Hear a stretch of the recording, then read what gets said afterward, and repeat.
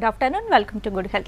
ఈ రోజు మనం డిస్కస్ చేయబోయే topic piles fistula and fissures గురించి. మరి ఫైల్స్ ఫిస్టులా ఫిషర్స్ అంటే ఏంటి, దీని సిమ్టమ్స్ ఎలా ఉంటాయి, ఎలాంటి వాళ్ళకి ఎక్కువగా వచ్చే ఛాన్స్ ఉంది, మరి ఎస్పెషల్గా ఇలాంటి వాళ్ళకి హోమియోలో ట్రీట్మెంట్, పర్మనెంట్ ట్రీట్మెంట్ అవైలబుల్ ఉందా లేదా అని డౌట్స్ క్లియర్ చేయడానికి డాక్టర్ దీపక్ గారు హోమియో కేర్ ఇంటర్నేషనల్ నుంచి వచ్చారు. ప్రజెంట్ మనతో పాటు ఉన్నారు. సో డాక్టర్ గారిని అడిగి తెలుసుకుందాం.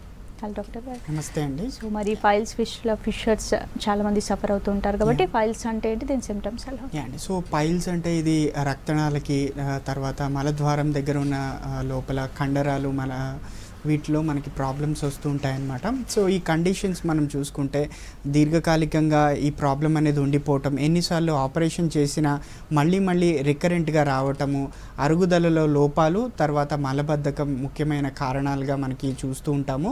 తర్వాత ఈ పైల్స్ గురించి మనం చూసుకుంటే వీటిలో 2 రకాలుగా ఉంటాయండి. ఇది ఇంటర్నల్ పైల్స్ అని ఉంటాయి, తర్వాత ఎక్స్టర్నల్ పైల్స్ అని ఉంటాయి. ఇంటర్నల్ పైల్స్ అనేవి సాధారణంగా కనిపించకుండా లోపల ఉండిపోతాయి. ఇవి బ్లీడింగ్ ఉండొచ్చు, లేకపోతే నాన్ బ్లీడింగ్ ఉండొచ్చు, అంటే రక్తం వీటి నుంచి రావచ్చు, లేకపోతే రాకుండా ఉండొచ్చు. ఇవి 2 రకాల టైప్స్లో ఉంటాయి. తర్వాత ఈ పైల్స్ ఒకవేళ ఎక్స్టర్నల్గా మనకి చేతికి తగులుతూ ఉండటం ఇవి గమనిస్తే వీటిలో గ్రేడ్స్గా మనం విభజించుకోవటం అనేది జరిగిందండి. సో ఇది గ్రేడ్ 1, గ్రేడ్ 2, గ్రేడ్ 3 అని ఉంటాయి. సో గ్రేడ్ 1 పైల్స్ అనేవి మలద్వారానికి అడ్డుగా ఇబ్బందిగా కనిపిస్తూ ఉంటాయి. గ్రేడ్ 2 పైల్స్ అనేవి బయటికి కనపడటం అనేది జరుగుతూ ఉంటుంది. గ్రేడ్ 3 పైల్స్ అనేవి బయటికి వచ్చేసి చేతితో లోపలికి నెట్టాల్సి రావటము, అవి చాలా ఇబ్బందిగా ఉండటం అనేది ఉంటుంది. గ్రేడ్ 3 పైల్స్ అనేవి చాలా సివియర్గా ఉంటాయి అండ్ వీటి నుంచి రక్తస్రావం కూడా చాలా ఎక్కువగా కనిపిస్తూ ఉంటుంది.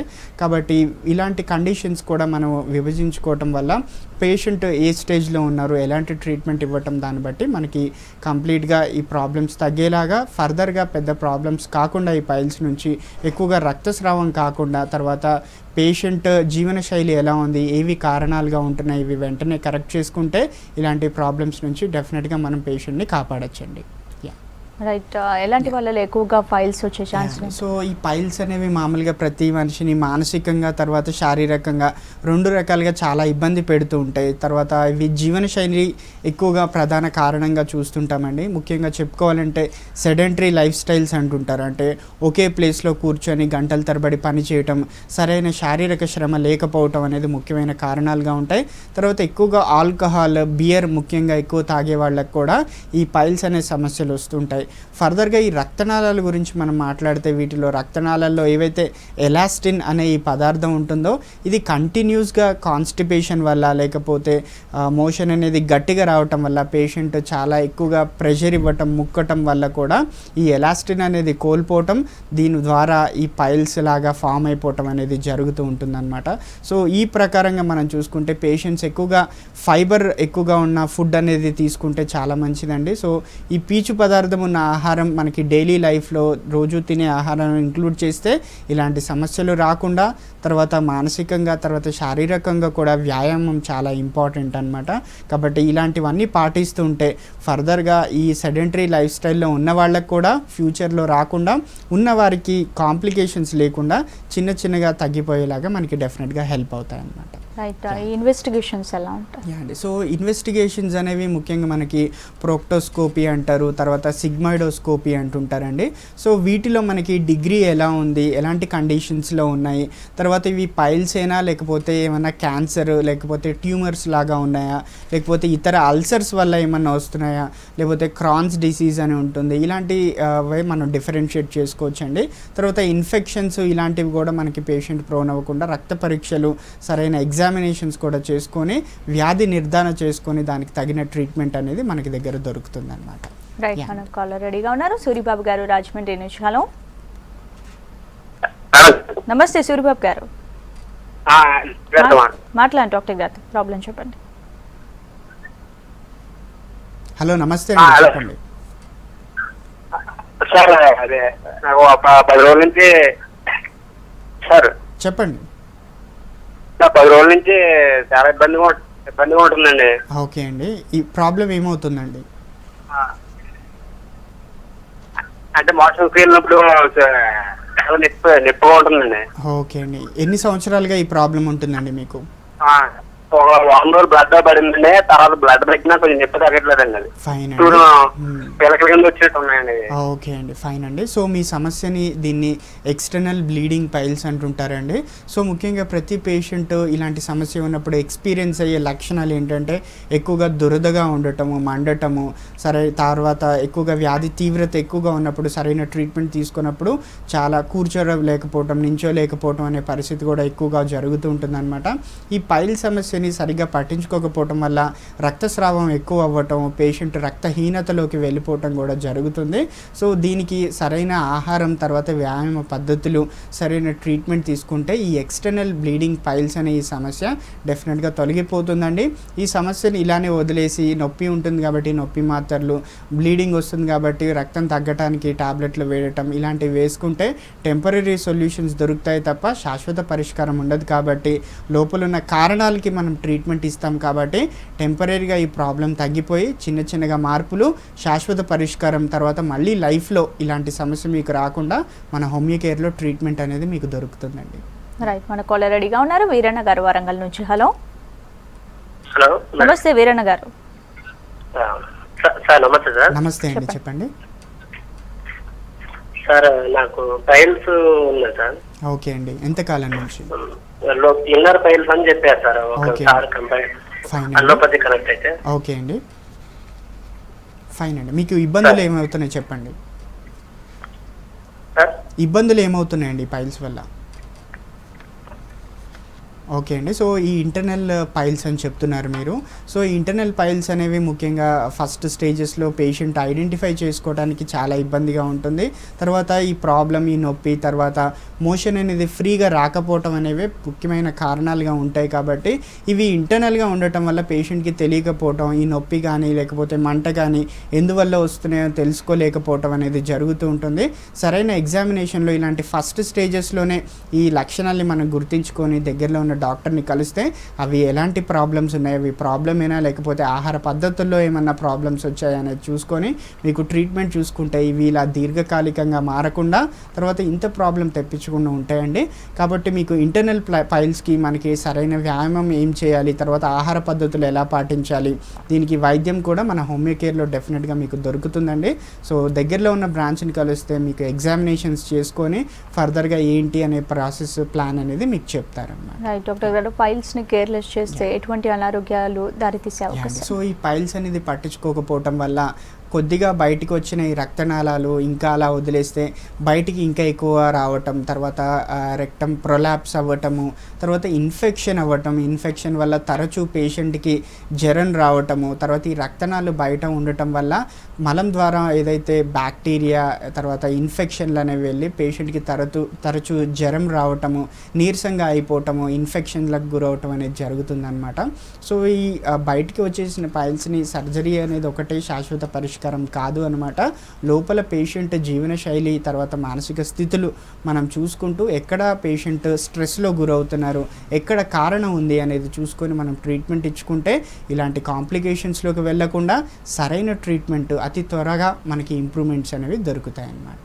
అంటే ఈ పైల్స్కి హోమియోలో ఎటువంటి ట్రీట్మెంట్ అవైలబుల్ అంటే దీనికి పర్మనెంట్ సొల్యూషన్? డెఫినెట్లీ అండి. సో హోమియోపతిలో మనం చూసుకునేది ఏంటంటే ఈ మనిషికి పైల్స్ వస్తున్నాయని పైల్స్కి ట్రీట్మెంటే కాకుండా మనకి ఈ పైల్స్ మనిషికి రావడానికి గల కారణాలు, ఎటువంటి సిచ్యువేషన్లో మనిషి వెళ్ళాడు, ఎటువంటి స్ట్రెస్ని ఫేస్ చేస్తున్నాడు, తర్వాత ఎటువంటి జీవనశైలి విధానాల్లో ఉంటున్నారు, ఇవన్నీ మనము క్వశ్చనర్ చూసుకుంటూ కేస్ టేకింగ్ ద్వారా ఫర్దర్గా ఈ స్ట్రెస్ అనేది మనము చూసుకుంటూ మనకి ట్రీట్మెంట్ అనేది ఇస్తాం. కాబట్టి ఈ కండిషన్ని తర్వాత లోపల ఈ స్ట్రెస్ లెవెల్స్ని మనం ఆటోమేటిక్గా ట్రీట్ చేసి మనిషికి ఏదైతే మానసికంగా తర్వాత శారీరకంగా జన్యుపరంగా ఈ 3 రకాలుగా మనం ట్రీట్మెంట్ ఇవ్వటం వల్ల ఈ పైల్సే కాకుండా లోపల ఫర్దర్గా కూడా పేషెంట్కి ఎలాంటి శారీరక సమస్యలు రాకుండా తర్వాత ఈ ఉన్న పైల్స్ కూడా శాశ్వతంగా తొలగిపోవడానికి మనకి ట్రీట్మెంట్ అనేది దొరుకుతుందన్నమాట.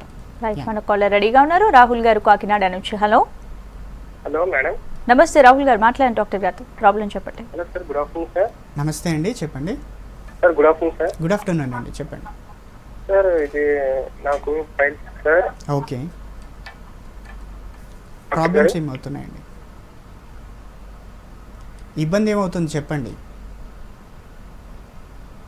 Okay, fine. సో సో మనకి పైల్స్ కాకుండా మనకి ఫర్దర్గా ఇంకా కారణాలు చూసుకుంటూ ఈ మోషన్ ఇబ్బందిగా ఉండటం, తర్వాత మలద్వారం దగ్గర చాలా ఇబ్బందులు చూసుకుంటే మనకి ఫిషర్ అని ఇంకొక సమస్య కూడా ఉంటుందన్నమాట. ఈ ఫిషర్ కూడా మనకి పైల్స్ నుంచి డిఫరెన్షియేట్ చేసుకోవటం, అంటే దీని నుంచి ఎలాంటి బయటికి పిలకల అని చెప్తూ ఉంటారు పేషెంట్స్ అనేవి, ఇలాంటివి రాకుండా ఉండటం, బ్లీడింగ్ అనేది చాలా తక్కువ ఉండటం, కానీ నొప్పి తీవ్రతలో ఇంకా ఎక్కువ మార్పులు ఉండటం, తర్వాత మ్యూకస్ అనేది మోషన్ ద్వారా పడటం, తర్వాత అప్పుడప్పుడు రక్తం రావటము, తర్వాత పేషెంట్లు మనకి సాధారణంగా భాషలో చెప్పేదంటే ఒత్తినట్టు నొప్పి పుట్టటము, ఒత్తేసినట్టు ఉండటం, తర్వాత కండరాలు సడన్గా కూర్చున్న నించున్న సడన్గా నడుస్తున్న పట్టేసినట్టు అనిపించడం, ఇవన్నీ ఫిషర్లో మనకి కనిపించే లక్షణాలండి. సో ఈ ఫిషర్ వల్ల కూడా ముఖ్యంగా ఈ ఫిషర్ ఎందుకు వస్తుంది, వీటి కారణాలు చూసుకుంటే ఈ డైజెషన్ అనేది నుంచి ప్రాబ్లం అనేది స్టార్ట్ అవుతుందన్నమాట. సో తిన్న ఆహారం సరిగ్గా అరగకపోవటము, సరిగ్గా అరగని ఆహారం గట్టిగా అయిపోయి అది మలద్వారం ద్వారా సరిగ్గా వెళ్ళలేకపోవటం, పేషెంట్ ఎక్కువగా ప్రెషర్ ఇవ్వటం, ఇలాంటి సమస్యలు అనేవి కంటిన్యూస్గా ఫామ్ అవుతూ అక్కడ ఉన్న పైన పొరలు అనేవి చీలిపోవటం వల్ల ఈ ఫిషర్ అనేది ఫామ్ అవుతుందండి. సో ఈ చీలిపోవటం అనేది డెఫినెట్గా రోగనిరోధక శక్తి వల్ల త్వరగా మానుతున్నా వీటికి మళ్ళీ ప్రెషర్ పడుతుంది, కాబట్టి ఇవి త్వరగా మానకపోవటం దీర్ఘకాలిక సమస్యలాగా మారటం అనేది జరుగుతుంది. కాబట్టి వీటికి గల కారణం ఏదైతే అరుగుదలలో లోపాలు ఉన్నాయో ఇవి మనం కరెక్ట్ చేసుకుంటే డెఫినెట్గా మోషన్ సాఫ్ట్గా వస్తుంది, పేషెంట్ ప్రెషర్ ఇవ్వాల్సిన అవసరం లేదు, దాని ద్వారా త్వరగా ఈ ఇంజురీ అనేది దెబ్బ అనేది మానిపోవటం జరుగుతుంది. తద్వారా మనకు ఫర్దర్గా కూడా కొన్ని జీవనశైలిలో మార్పులు, ఆహార పద్ధతుల్లో నియమాలు పాటిస్తే మళ్ళీ లైఫ్లో ఈ ప్రాబ్లం రాకుండా మనం చూసుకోవచ్చు అన్నమాట. రైట్, మన నెక్స్ట్ కాలర్ రెడీగా ఉన్నారు రాము గారు హైదరాబాద్ నుంచి. హలో హలో, నమస్తే రాము గారు. డాక్టర్ గారు నమస్తే అండి, చెప్పండి. యాక్చువల్ నా పేరు రాము అండి. నేను 6 months నుంచి హోమియోపతి మెడిసిన్ వాడుతున్నాను. ఓకే అండి, ఫైన్. లక్షణాలు ఏముంటున్నాయండి, ప్రాబ్లం ఏముంటుంది చెప్పండి. ఫిషర్స్ అండి సిన్స్ 2 years. Okay, fine. ఇంకా పర్మనెంట్ సొల్యూషన్ ఉంటుందా సార్ అది? డెఫినెట్లీ అండి. సో మీకు ఇబ్బందులు లక్షణాలు ఎలా ఉంటున్నాయి చెప్పగలరా? లక్షణాలు వచ్చేసి ఇప్పుడు మోషన్ పోయినప్పుడు కట్ అయినట్టు అవుతుందండి. Yeah, fine. ఓకే, ఒక బర్నింగ్ సెన్షన్ వచ్చేసి ఒక 1/2 వరకు ఉంటుంది. ఫైన్ అండి. ఓకే అండి, ఫైన్ అండి. సో తర్వాత నుంచి వెళ్ళి ఇక రెగ్యులర్ గా కట్ అవుతుంటది అన్నట్టు అది. ఫైన్ అండి. సో ఈ సమస్యకి మనకి చూసుకుంటే ఓన్లీ శారీరకంగా కాకుండా మనకి మానసికంగా కూడా ట్రీట్మెంట్ జరగటం అనేది ఇంపార్టెంట్ అండి. సో మీరు కన్సల్ట్ అయ్యే డాక్టర్కి కూడా మీరు ఎలాంటి మానసిక పరిస్థితుల్లో ఉంటున్నారు, తర్వాత ఈ ప్రాబ్లం ఎప్పుడు స్టార్ట్ అయింది, ఈ ప్రాబ్లం స్టార్ట్ అవ్వకముందు ఎలాంటి సిచ్యువేషన్స్ అండ్ స్ట్రెస్ని ఫేస్ చేశారు, ఇట్లాంటివి కూడా, తర్వాత మీ నేచర్, మీ స్వభావం, తర్వాత మీ ఇరిటేషన్స్ అండ్ స్ట్రెస్ లెవెల్స్ని కూడా డాక్టర్కి, హోమియోపతి డాక్టర్కి ఎస్పెషల్లీ ఎక్స్ప్లెయిన్ చేయడం ఎంతో ఇంపార్టెంట్ అండి. సో ఎందుకంటే ఇవే శారీరక కారణాలుగా మారుతుంటాయి, తర్వాత ఒక రోగం రావడానికి ఒక మనిషికి ముఖ్యమైన కారణాలు. కాబట్టి మీ మానసిక స్థితిని మన హోమియోపతి డాక్టర్కి చెప్తేనే వాళ్ళకి మిమ్మల్ని ట్రీట్ చేయడం ఇంకా ఈజీగా అవుతుంది, ఉన్న ప్రాబ్లం సాల్వ్ అవటం కూడా ఇంకా త్వరగా జరిగే అవకాశాలు చాలా ఎక్కువగా ఉంటాయన్నమాట. కాకపోతే హోమియోపతిలో మీకు పర్మనెంట్ సొల్యూషన్ ఉంటుందండి.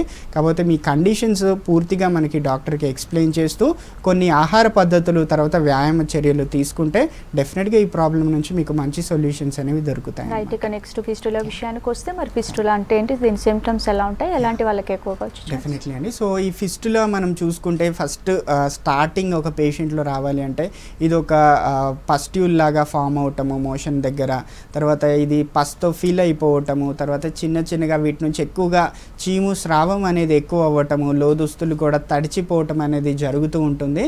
తర్వాత వీటిలో మనకు ముఖ్యంగా గమనించేది ఏంటంటే పేషెంట్ దగ్గర ఎక్కువగా స్మెల్ రావటం అనేది జరుగుతుంది అనమాట. ఈ స్మెల్ దుర్వాసన ఎందుకు అంటే ఈ ఫిషర్, తర్వాత ఫిస్టులా లోపల మనకి ఇన్ఫెక్షన్స్ అనేవి ఎక్కువగా జరుగుతూ ఉంటాయి, కాబట్టి మనకి స్మెల్ కూడా ఎక్కువ ఉంటుంది. తర్వాత రికరెంట్ ఇన్ఫెక్షన్స్ వస్తూ పేషెంట్ ఎనర్జీ లెవెల్స్ కూడా తగ్గిపోవటము, తరచూ జ్వరాలు కూడా రావటం అనేది జరుగుతుంది. సో ముఖ్యంగా ఈ ఫిస్టులా అసలు దీంట్లో ఏం జరుగుతుందని చూసుకుంటే మనకి బయటికి నుంచి తర్వాత లోపల కడుపు లోపలికి ఒక స్వరంగ మార్గం లాగా ఏర్పడుతుందండి. ఇదేంటంటే ఒక ఇన్ఫెక్షన్ అనమాట. సో ఈ ఇన్ఫెక్షన్ అనేది సరిగ్గా మానకపోవటము, ఎన్నిసార్లు సర్జరీలు చేసినా, ఎన్నిసార్లు ఆ ఫిషర్ని ఓపెన్ చేసినా కానీ అప్పటికప్పుడు ఉన్న చీమంతా బయటకు వచ్చేయటము, దాని తర్వాత మళ్ళీ చీము పట్టడం అనేది జరుగుతూ ఇది రిపీట్ అయిపోతూ ఉంటుంది అనమాట.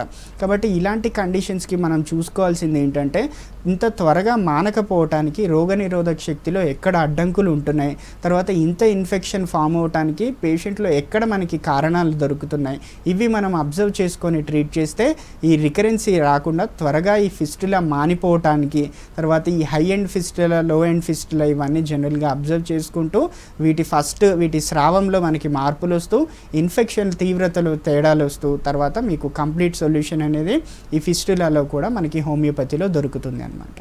రైట్. ఈ విజిటర్ విషయానికి వస్తే ఇన్వెస్టిగేషన్స్ సో ఫిస్టులాకి వస్తే మనకి ఫిస్టులోగ్రామ్ అని అంటారనమాట. ఈ ఫిస్టులోగ్రామ్లో మనకి ఈ డెప్త్ ఎంత ఉంది, ఎంతవరకు ఈ స్వరంగ మార్గం అనేది ఏర్పడింది, లోపల కడుపు లోపలికి కూడా ఈ రంధ్రం అనేది ఎంతవరకు వెళ్ళింది అనేది మనం చూస్తూ ఉంటాం అనమాట.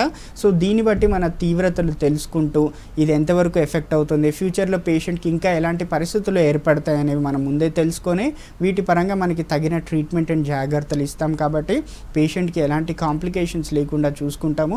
తర్వాత ఈఎస్ఆర్ అని, తర్వాత రక్త పరీక్షలు, తర్వాత సి రియాక్టివ్ ప్రోటీన్స్ ఇవన్నీ చూసుకుంటే ఇన్ఫెక్షన్స్ ఎంతవరకు ఉన్నాయి, తర్వాత ఈ లెవెల్స్లో ఎంతవరకు మార్పులు వస్తున్నాయి అనేది మనం చూసుకుంటే ఈ పేషెంట్ కండిషను ఫ్యూచర్లో ఎలా ఉంటాయి కండిషన్స్ కూడా మనకు చెప్పుకుంటూ రిపిటేషన్ అవ్వకుండా, తర్వాత వ్యక్తిగత పరిశుభ్రత ఇవి కూడా మనకి పేషెంట్కి ఎక్స్ప్లెయిన్ చేసుకుంటాం. కాబట్టి అతి త్వరగా ఈ ట్రీట్మెంట్ అనేది మన దగ్గర దొరుకుతుంది. అండ్ శాశ్వత పరిష్కారం హోమియోపతిలో ఎటువంటి ఇబ్బంది లేకుండా, ఎటువంటి సర్జరీ లాంటి ప్రొసీజర్స్ లేకుండా, పేషెంట్కి ఇబ్బంది పడకుండా మనకు ఒక కంప్లీట్ సొల్యూషన్ అనేది హోమియోపతిలో దొరుకుతుందండి. రైట్. మన కాలర్ చూద్దాం. బాలకృష్ణ గారు నిజామాబాద్ నుంచి. హలో.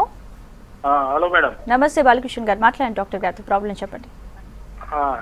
నాది పిస్టులా అండి. ఓకే అండి. హలో, నాది పిస్టులా డాక్టర్ గారు అండి. ఓకే అండి. ఎంతకాలం అయితే దాన్ని నిజామాబాద్ లోనే ఆపరేషన్ కూడా చేయించామండి. ఓకే, ఫైన్ అండి. దాదాపు 15-20 సంవత్సరాల నుంచి అంటే అప్పుడప్పుడు అవుతుంది. Okay, fine. అయితే ఈ మధ్యనే 2 years కింద ఆపరేషన్ చేయించాము. ఓకే, ఫైన్ అండి. అయితే దాన్ని మళ్ళీ చేయించిన తర్వాత 6 months తర్వాత మళ్ళీ పిస్టుల తర్వాత వచ్చేసింది. ఓకే, ఫైన్ అండి. ఓకే అండి. దానికి ఎన్ని మందులు వాడినా కానీ మళ్ళీ అప్పుడప్పుడు వస్తున్నది, మళ్ళీ తగ్గుతున్నది. అది చీములు వస్తుంది, గడ్డ, అది ఇన్ఫెక్షన్, అది హోమియోపతి ద్వారా తగ్గుతుందని విన్నాము. డెఫినెట్గా అండి. దాని గురించి మీరు ట్రీట్మెంట్ డెఫినెట్గా అండి. సో ఈ ఫిస్టులా అనేది మనకి రికరెన్సీ అనేది చాలా కామన్గా ఉంటుందండి. వీటికి అడ్డంకులు మనకి త్వరగా మానకపోవటము, తర్వాత రోగనిరోధక శక్తిలో మార్పులు అనేవి జరుగుతుంటాయి. ఇవన్నీ మనకి గవర్న్ చేసేది మనకి పేషెంట్ యొక్క మెంటల్ స్టేట్ అనేది, అంటే మానసిక స్థితి అనేది చాలా ఇంపార్టెంట్ ఉంటుందన్నమాట. సో ముఖ్యంగా ఈ ఫిస్టులా ఉన్న పేషెంట్స్లో కొంచెం చాలా గిల్టీగా ఫీల్ అవ్వటం, అది లాస్ ద్వారా రావటం, బిజినెస్ లాస్ కావటం, ఫైనాన్షియల్ లాస్ కావటం, తర్వాత ఫ్యామిలీ పరంగా ఏమైనా చాలా డిస్టర్బెన్సెస్ రావటం, ముఖ్యంగా patient waste feeling, guilty feeling దీంతో ఎక్కువగా ఉంటుంటారనమాట. సో ఈ పేషెంట్ ఎలాంటి సిచ్యువేషన్స్లో ఉంటున్నారు, ఈ ఫీలింగ్స్ ఏంటి, తర్వాత ఈ ఫీలింగ్స్ ఎంతవరకు ఫర్దర్గా మళ్ళీ పేషెంట్ని ఎఫెక్ట్ చేయకుండా పేషెంట్ని మానసికంగా కూడా దృఢపరుచుకుంటూ శారీరకంగా ట్రీట్ చేస్తేనే మనకి ఇలాంటి కేసెస్లో సక్సెస్ ఉంటుందండి. ఎందుకంటే మనిషి మానసిక స్థితి పేషెంట్ శారీరకంగా ఆరోగ్యంగా లేకుండా ఇలాంటి డీవియేషన్స్ వస్తూ తొందరగా హీల్ అవ్వకపోవటం అనేది జరుగుతూ ఉంటుంది. కాబట్టి మీకు ఇలా 2 విధాలుగా ట్రీట్మెంట్ జరిగితేనే మనకి కంప్లీట్ సొల్యూషన్స్ ఉంటాయండి. హోమియోపతిలో మీకు డెఫినెట్గా ఎలాంటి ప్రాబ్లం లేకుండా కంప్లీట్ సొల్యూషన్స్ అనేవి మన దగ్గర దొరుకుతాయండి. రైట్. ఇక ఫిషర్ విషయానికి వస్తే, ఫిషర్స్ అంటే ఏంటి, దీని సిమ్టమ్స్ ఎలా ఉంటాయి, ఎలాంటి వాళ్ళకి ఎక్కువగా వస్తాయి? సో ఈ ఫిషర్ కండిషన్లో మనం చూసుకుంటే ఎక్కువగా లోపల పైల్స్ లానే అనుకుంటారండి ప్రతి ఒక్కళ్ళు, కానీ ఇది లోపల చీలటం అనేది, తర్వాత ఎక్కువగా లోపల ఏవైతే కండరాలు ఉంటాయో ఇవి ఎఫెక్ట్ అవ్వటం వల్ల మోషన్ అనేది కంట్రోల్ చేసుకోలేకపోవటం, సడన్ స్పాజమ్స్ రావటం, అంటే పట్టుకుపోయినట్టు అనిపించటం, దీనివల్ల మోషన్ అనేది పేషెంట్ అసలు బయటికి ఎక్స్ప్రెస్ చేయలేకపోవటము, తర్వాత సెకండ్ టైం మోషన్కి కూడా వెళ్ళాలనిపిస్తూ ఉండటము, సాటిస్ఫాక్షన్ లేకపోవటం మోషన్ వెళ్ళిన తర్వాత, దీనివల్ల పేషెంట్ డే అంతా స్పాయిల్ అయిపోవటము, తర్వాత అరుగుదలలో కూడా ప్రాబ్లం రావటము, ఆకలి లేకపోవటము, ఇట్లాంటి ఇలాంటి పరిస్థితులు అనేవి పేషెంట్ ఎక్స్పీరియన్స్ అవుతుంటారనమాట. ఎక్కువగా ఫిషర్ వచ్చిన టైమ్స్లో ఎక్కువగా ఒక మ్యూకస్ అనేది ఎక్కువగా వస్తుంటుంది అనమాట మోషన్తో పాటుగా. ఇవి మనం గమనించుకొని ఇవి ఫర్దర్గా కలర్ అండ్ స్మెల్ కూడా మనం చూస్తూ ఉంటే మనకి ఇన్ఫెక్షన్ ఏమైనా వస్తుందా, తర్వాత ఇంకా ఏమైనా ప్రాబ్లమ్స్ ఉన్నాయనేది మాకు ఈజీగా తెలిసిపోతాయి. దాని ద్వారా మీకు తగిన ట్రీట్మెంట్ అనేది చూసుకోవచ్చు అనమాట. రైట్. ఒకసారి పైల్స్ అటాక్ అయ్యాక ఫిస్టులా ఫిషర్స్ కూడా అటాక్ అయ్యే ఛాన్స్ ఉందంట. ఓకే అండి. సో పైల్స్ ఉన్నాయని కంప్లీట్గా మళ్ళీ ఫిస్టులా కూడా రావాలని లేదు అనమాట. సో రేర్ కేసెస్లో మాత్రమే మనకి పైల్స్ అండ్ ఫిషర్స్ లేదా ఫిస్టులా అనేవి కనిపిస్తూ ఉంటాయి. సో ముఖ్యంగా ఈ పైల్స్, ఫిషర్స్, ఫిస్టులా రాకుండా మనకు చూడాలి అంటే కొంచెం తినే ఆహారంలో పీచు పదార్థం ఎక్కువగా తినటం మనం చూసుకోవాలన్నమాట. ఈ పీచు పదార్థం గల ఆహారం చూసుకుంటే మనకి ఫ్రూట్స్ ద్వారా చూసుకుంటే యాపిల్, పైనాపిల్, తర్వాత మొసంబి, సంత్రా వీటిలో ఎక్కువగా ఫైబర్ అనేది కనిపిస్తూ ఉంటుందన్నమాట. ఈ తర్వాత కూరగాయల్లో చూసుకుంటే ఎక్కువగా ఆకుకూరల్లో కూడా మనకి ఫైబర్ అనేది ఎక్కువగా దొరుకుతూ ఉంటుంది. తర్వాత మనకి బ్రేక్ఫాస్ట్ లాగా చూసుకుంటే ఓట్స్ తినటము, కార్న్ఫ్లేక్స్ తినటము, తర్వాత ఇన్సాల్యుబుల్ ఫైబర్ అనేది మనం చూసుకుంటే తర్వాత రైస్ హస్క్, తర్వాత వీట్ హస్క్, తర్వాత చపాతీలు వీటిలో కూడా ఫైబర్ అనేది ఎక్కువగా ఉంటుంది. తర్వాత దినుసులు కూడా చూసుకుంటే సోయాబీన్లో కూడా మనకి ఫైబర్ ఎక్కువగా దొరుకుతుంది. కాబట్టి ఇలాంటి ఫైబర్ ముఖ్యంగా మీరు తీసుకునేటప్పుడు జాగ్రత్తలు వహించాల్సింది ఏంటి అంటే ఎక్కువగా నీరు కూడా తీసుకోవడం అవసరం అండి. ఎందుకంటే ఫైబర్ మనిషి ఎక్కువగా తీసుకుంటే అది ఎక్కువగా బాడీలో నీరు శాతాన్ని లాగేసుకోవటం, దీనివల్ల ఇంకా ప్రాబ్లమ్స్ వచ్చే అవకాశాలు ఉంటాయి. కాబట్టి ఫైబర్ డైట్లో ఉన్నప్పుడు డెఫినెట్గా మీకు ఉన్నదానికంటే సరిపడా నీరు తీసుకోవటం ఎంత అవసరం. ఈ రెండు పద్ధతులు మనం పాటిస్తేనే మోషన్ ఫ్రీగా ఉంటుంది, డైజెషన్ అవుతుంది, ఫర్దర్గా ఫ్యూచర్లో ఇలాంటి ప్రాబ్లమ్స్ కూడా రాకుండా ఉంటాయి. తర్వాత జీవనశైలి విధానాలు చూస్తే మనకి ఫాస్ట్ ఫుడ్, ఫ్రై ఫుడ్, తర్వాత ఎక్కువ క్యాలరీలు గల ఫుడ్ అనేది పేషెంట్స్ తర్వాత ప్రతి ఒక్కళ్ళు తీసుకుంటూ ఉంటున్నారనమాట. సో ఈ ఫ్యాట్ ఫుడ్ తీసుకోవటం వల్ల, ఎక్సెసివ్ క్యాలరీస్ ఒకేసారి తీసుకోవటం వల్ల కూడా మనకి తొందరగా అరగకపోవటము, తర్వాత ఇలాంటి ప్రాబ్లమ్స్ రావటము, తినే ఆహారంలో ఫైబర్ తగ్గిపోవటము, తర్వాత ఎక్కువగా ప్రొసెస్డ్ ఫుడ్ అనేది ఇప్పుడు ప్రజెంట్ మన మార్కెట్లో దొరుకుతుంది. ప్రతిదీ ప్రొసెస్ చేయటం, ప్రతిదీ కెమికల్తో ట్రీట్ చేయటం వల్ల వాటిలో ఉన్న పోషణ విలువలు ఇవన్నీ పోవటం వల్ల పేషెంట్కి లేదా మనుషులకి ఎలాంటి పోషణ లేకపోవటం వల్ల కూడా ఇలాంటివి వస్తుంటాయి. కాబట్టి తినే ఆహారంలో క్వాలిటీ చూసుకోవడం చాలా అవసరం. ఎంత తక్కువగా ప్రొసెస్డ్ ఫుడ్ వాడితే అంత ఆరోగ్యంగా ఉంటారు. దాంతో పాటుగా ఎక్సర్సైజుల విషయానికి చూస్తుంటే కూడా ఎక్కువగా తిన్న ఆహారాన్ని బర్న్ చేయటం కూడా, ఈ క్యాలరీలని బర్న్ చేయటం ఇంపార్టెంట్ అనమాట. కాబట్టి తరచూ పొద్దున సాయంత్రం వీలైనంత వరకు లేదా వీకెండ్స్లో కానీ ఎక్సర్సైజెస్, శారీరక శ్రమ చూసుకునేలాగా చూడాలి. దీంతో పాటుగా మానసిక ఆరోగ్యం, మానసిక వికాసం కూడా ఎంతో ఇంపార్టెంట్. కాబట్టి యోగా లాంటివి, మెడిటేషన్స్ చేసుకుంటూ మీ ఉన్న ప్రాబ్లమ్స్ ఎనలైజ్ చేసుకుంటూ దాన్ని ఎలా సాల్వ్ చేసుకోవాలన్న ఆలోచనలు చేసుకుంటూ ఉంటే మనకి ఉన్న సిచ్యువేషన్స్లో లాక్ అయిపోకుండా ఉండటం, దానివల్ల స్ట్రెస్ పెరిగిపోయి ఇంకా డిప్రెషన్లో, సాడ్నెస్లోకి వెళ్లకుండా ఇలా వెళ్ళటం వల్ల శారీరక సమస్యలు కూడా వస్తాయి. కాబట్టి వీటికి కొంచెం దూరంగా ఉంటూ ఫ్యూచర్ గురించి చాలా తక్కువగా ఆలోచించి ప్రజెంట్ మీ కండిషన్స్ అవన్నీ మెయింటైన్ చేసుకుంటే ఇలాంటి ప్రాబ్లమ్స్, దీర్ఘకాలిక రోగాలు ఇలా శాశ్వతంగా మనకి తగ్గుతూ మెడిసిన్స్కి కూడా ఎలాంటి అబ్స్ట్రక్షన్స్ లేకుండా హెల్ప్ అవుతాయి అన్నమాట. రైట్. మన కాలర్ రెడీగా ఉన్నారు అనిల్ గారు మహబూబ్ నగర్ నుంచి. హలో. హలో, నమస్తే అనిల్ గారు, చెప్పండి ప్రాబ్లం. నమస్కారం అండి. ఓకే, నమస్కారం అండి. నేను మల విసర్జన ద్వారం దగ్గర ఒక చిన్న బుడిపెలాగా వస్తుందండి. ఓకే, ఫైన్ అండి. దీని లక్షణాలు ఏమైనా చెప్పగలరా అండి? అయితే ఎప్పుడు వెయిట్ గా ఉంటుందండి అక్కడ.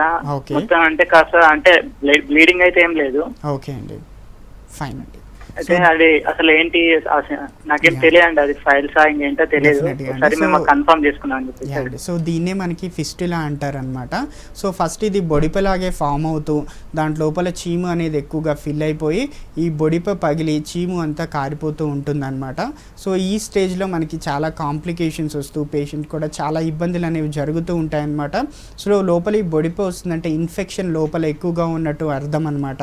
కాబట్టి ఈ ప్రాబ్లమ్ని నెగ్లెక్ట్ చేయకుండా, బొడిప పగలకుండా చూసుకుంటూ ఆహార పద్ధతులు పాటించుకుంటూ దగ్గరలో ఉన్న బ్రాంచ్కి మనకు కలిసినట్టు అయితే ఈ బొడిప అనేది తగ్గిపోవటము, తర్వాత ఈ స్రావం అనేది కూడా ఫ్యూచర్లో రాకుండా మనకి లోపల ఉన్న ఇంజురీ మానిపోవటం అనేది సమస్య అనేది చూసుకోవచ్చు.